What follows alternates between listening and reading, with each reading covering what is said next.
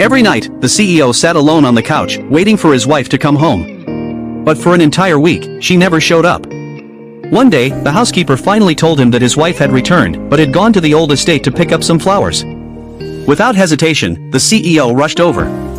When he arrived, he saw his wife about to head out for a joyride on a three-wheeled scooter. With no other option, he pulled up in his luxury car and blocked her on the road. As he stepped out of the car with a serious expression, the girl froze, her legs going weak from fear.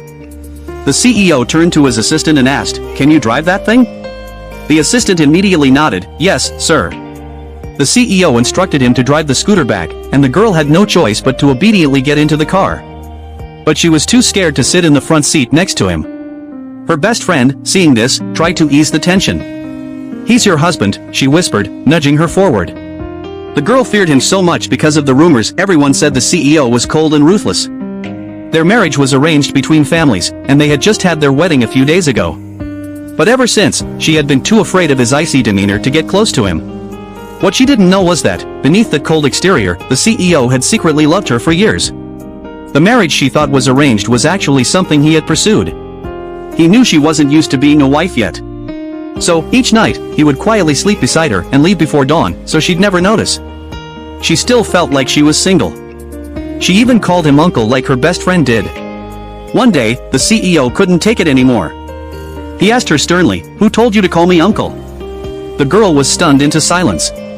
After that, he told her, after breakfast, "We're heading back to the old estate. We're spending the night there." She nodded quickly in agreement. But once they arrived, she immediately ran off to hang out with her best friend. Later, she asked if they could sleep in the same room that night. Her friend refused at first. "I can't let the CEO sleep alone."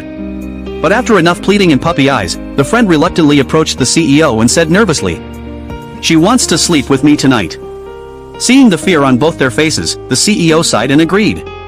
The girl grabbed her friend and ran off cheerfully, while the CEO could only tell himself to be patient. The next day, while chatting with a friend on the phone, the girl mentioned she'd gotten married. Her friend was shocked and asked, "What's your husband like?" Just as she was about to talk about the CEO, she looked up and saw him sitting silently at the dining table. She immediately hung up in embarrassment and went over to sit down. The CEO noticed her flustered movements and gently picked up some food for her. That night, the girl peeked through the door crack and saw the CEO walking toward her room. Panicking, she pretended to be working out. When he entered, he asked, "Why aren't you asleep yet?" "I'm exercising," she replied. Then she blurted out that she wanted to sleep sideways that night. The CEO asked why.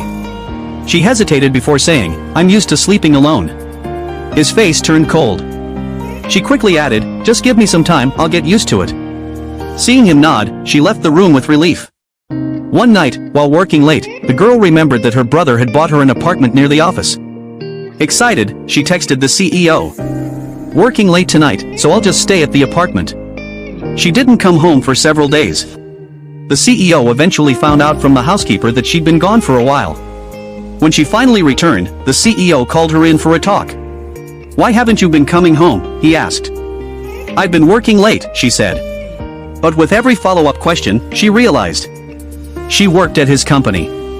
There was no way to lie about overtime. The CEO then told her, "Move back."